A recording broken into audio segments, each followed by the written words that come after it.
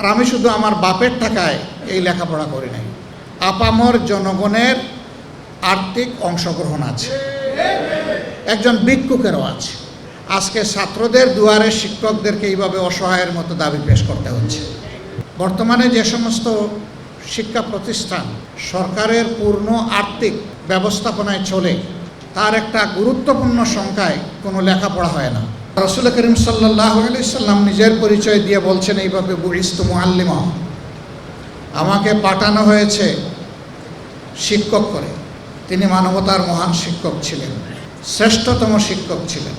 আজকে এই শিক্ষকরা সমবেত হয়েছেন, হচ্ছেন, আন্দোলন করেছেন, করছেন তাদের ছাত্রদের কাছে। ছাত্রদেরকে তারা বলছেন যে আমাদের এই দাবি তোমরা মেনে নাও। এখন যারা রাষ্ট্রের বিভিন্ন পর্যায়ে গুরুদায়িত্ব পালন করছেন, তারা কোনো না কোনো সময়ে শিক্ষা প্রতিষ্ঠানে শিক্ষকদেরই ছাত্র ছিলেন। তাহলে নিজের ছাত্রদেরকে এত কথা বলতে হয় কেন? তিনি সমাজে যত বড়ই হন না কেন, তার শিক্ষকের কাছে তিনি শিশুতুল্য। তো এই শিশুদের কাছে আপনাদের দাবি করতে হয় কেন? এর কারণ হলো যে শিক্ষা দিয়েছেন ওই শিক্ষাটা আসল শিক্ষা ছিল না। এই জন্যই সে যে আপনাকে সম্মান করে ওই শিক্ষার কারণে না, সম্মান করে আল্লাহর দেওয়া সহজাত মানবিক প্রবৃত্তির কারণে। মানব প্রবৃত্তির সুপ্ত ধনকে, গুপ্তধনকে বাইরে নাড়ছাড় করে নিয়ে আসার নাম হচ্ছে শিক্ষা। আমরা সেটা পারিনি বলেই আজকে ছাত্রদের দুয়ারে শিক্ষকদেরকে এইভাবে অসহায়ের মতো দাবি পেশ করতে হচ্ছে। ওই শিক্ষাটাই আনতে হবে, যেই শিক্ষায় দাবি আদায়ের কোনো প্রয়োজন হবে না, এবং যেই শিক্ষা ইনসাফের ভিত্তিতে গোটা সমাজের দিকে সুদৃষ্টি রাখবে। শিক্ষায় শিক্ষিতরা এটা মনে করবে না যে আমার মেধা আর আমার বাপের সম্পদ দিয়ে আমি আজকে মানুষ হয়েছি, এই পর্যায়ে এসেছি। বরঞ্চ সে আল্লাহকে ভয় করবে।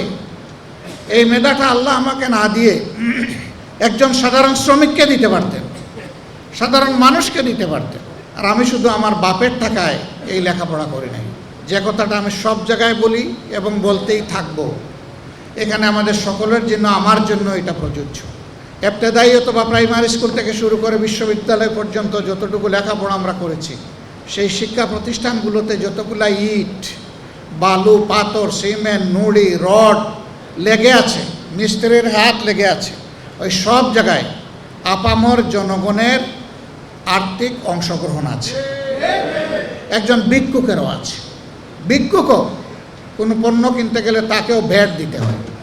রাষ্ট্রের এখন রেভিনিউর সবচেয়ে বড় সোর্স হচ্ছে ভ্যাট। আবার সেই ভ্যাট এইটা ভিক্ষুকের, এইটা শ্রমিকের, এইটা কর্মচারীর, এইটা কর্মকর্তার, এইটা ব্যবসায়ীর, এইটা ডাক্তার সাহেবের, এইটা উকিল সাহেবের, এইভাবে আলাদা করে রাখা হয় না। ট্রেজারিতে সমস্ত সম্পদ একাকার। কাজেই ওই সমস্ত স্থাপনা যেগুলাতে বসে আমরা এই শিক্ষা নিয়েছি, উপকরণ যেগুলো আমরা কাজে লাগিয়েছি শিক্ষা নিতে গিয়ে, যে রাস্তা দিয়ে চলাফেরা করি, যে দেশে বসবাস করি, সেই দেশের পরতে পরতে ওই মানুষগুলার ট্যাক্স জড়িয়ে আছে। তার সাথে আরেকটা জিনিস উন্নয়নের জন্য লাগে, সেটা আমাদের মতো তৃতীয় বিশ্বের দেশগুলা বৈদেশিক ঋণ নিয়ে থাকে। আজকের জন্ম নেওয়া শিশুটির উপর ঋণের যে বোঝা, আপনার উপরেও সমান সেই বোঝা। সুতরাং আমরা প্রত্যেকটি মানুষ সমাজের কাছে দায়বদ্ধ, 18 কোটি মানুষের কাছে দায়বদ্ধ। এ ফিলিংস আমাদের থাকে না। এখানে সম্মানিত শিক্ষক মণ্ডলী আছেন, দুটি দাবি এখানে প্রকট। দুইটা হলে বাকি সব এই দুইটার ভিতরে ঢুকে যাবে। দুইটাই ন্যায্য। একটি হচ্ছে জাতীয়করণ করতে হবে, আরেকটা হলো যারা এখনো এমপিওভুক্ত হননি তাদেরকে এমপিওভুক্ত করতে হবে। এই দুই দাবির ভিতরে সব ঢুকে যায়, কিছুই আর বাইরে থাকে না, বাকিগুলো সব খুচরা। এই দুইটার ব্যাখ্যা আমি আমার দুইটা অনুভূতি পেশ করে আমার কথা শেষ করব। বর্তমানে যে সমস্ত শিক্ষা প্রতিষ্ঠান সরকারের পূর্ণ আর্থিক ব্যবস্থাপনায় চলে, তার একটা গুরুত্বপূর্ণ সংখ্যায় কোনো লেখাপড়া হয় না। শিক্ষা প্রতিষ্ঠানের কর্মঘণ্টার সময় বাসায় বসে শিক্ষকতা করেন।